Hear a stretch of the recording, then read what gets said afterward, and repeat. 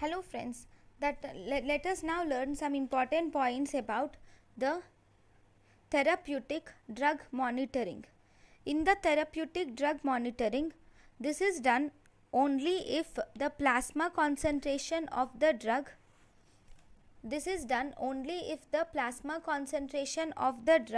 has a good correlation.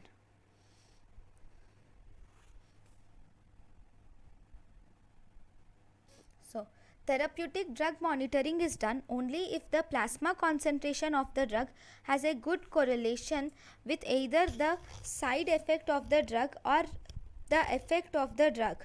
Actually, if the plasma concentration of the drug has a good correlation with either the effect of the drug or side effect of the drug, then therapeutic drug monitoring is not required. It is done only if the clinical effect cannot be quantified and if the side effect profile cannot also tell us about the plasma concentration of the drug. It is done after the steady state concentration is achieved, that is after 4 to 5 half-lives. So if you see the indications of therapeutic drug monitoring, it is done if the clinical effect cannot be quantified. Examples are oral hypoglycemic drugs. We can do RBS. For antihypertensives, we can check blood pressure. So in both these, therapeutic drug monitoring is not required. For phenytoin can be done to prevent epilepsy, and here therapeutic drug monitoring can be done. Then the other indication is therapeutic drug monitoring is done with drugs with low therapeutic index. For example, in lithium, theophylline, digoxin, anti-epileptics, antipsychotics, cyclosporin, tacrolimus, and in methotrexate. In these drugs, these are the drugs with low therapeutic index, and in these drugs we can do therapeutic drug monitoring can be done. Then therapeutic drug monitoring is also done for drugs with variable effects, the drugs which are metabolized by acetylation. In these drugs we do therapeutic drug monitoring. It is also done to check the compliance.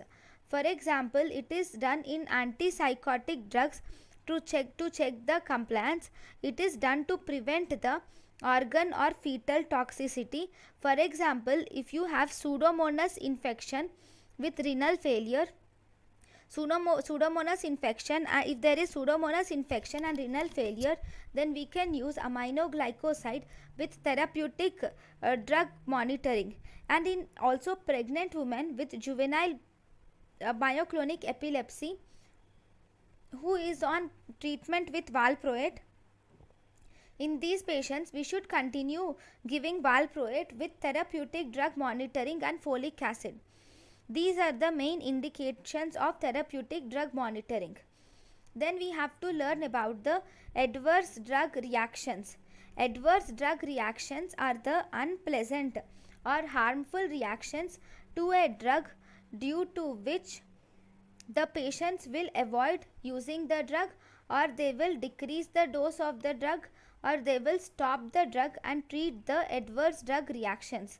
So if you see the types of adverse drug reactions, A for augmented response of the drug, then that means it has dose dependent effect. Example is headache with calcium channel blockers. B is bizarre effect, that is dose independent effect. That means this bizarre effect is not related to mechanism of action of drug.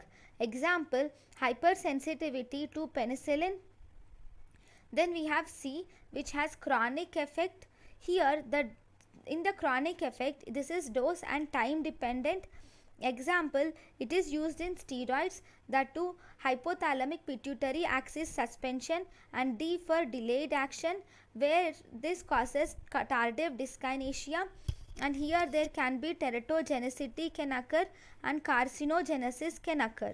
So in delayed onset of action, it can be time dependent also. Then we have E type. E type, it occurs at the end of use of dry.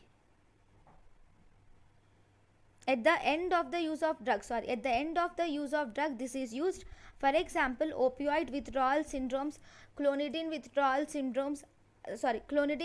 symptoms, these are seen after stopping the drug. End of use of drug, we get this E symptom, E, adverse drug reactions. Then we have the sixth type, which is F type of adverse drug reactions, which will tell us about the failure of the drug. Example, rifampicin causes or OCP failure, oral contraceptive pill failure. Then if the specificity of the drug increases, then adverse drug reactions will decrease. Specificity is inversely proportional to adverse drug reaction. Then we have to learn about pharmacovigilance. Pharmacovigilance are used to detect the adverse drug reaction. Pharmacovigilance program of India is in 2020, is put forward by 2010. According to National Coordination Center, Indian Pharmacopoeia Commission, Ghaziabad, UP. So according to this, we will collect the data of the patient with adverse drug reactions from the hospital and also from the medical colleges, and then we will treat and report the adverse drug reactions through a VigiFlow software, and these adverse drug reactions data is sent to the National Coordinating Center, and then you will get a conclusive adverse drug reaction report is formulated. And finally, we have Central Drug Standard Control Organization. In this Central Drug Standard Control Organization, we can inform the company to withdraw the drug, and then we can inform the doctors, and also we can inform the patients about the adverse drug reactions. Then if you see, the most common cause of banning a drug in our country is hepatotoxicity. The aim of pharmacovigilance is mainly to maintain the drug safety. Then we have CDSCO. CDSCO is done to inform International Pharmacovigilance in Sweden, which is Uppsala Monitoring Center. And this CDSO will inform International Pharmacovigilance Center in Sweden, and this will again inform, this International Pharmacovigilance Center will inform the other countries. Then largest adverse drug reaction database is in VigiBase. This VigiBase is present at International Pharmacovigilance Center in Sweden. So this is about the drug, which is therapeutic drug monitoring and adverse drug reactions and pharmacovigilance. Thank you for watching.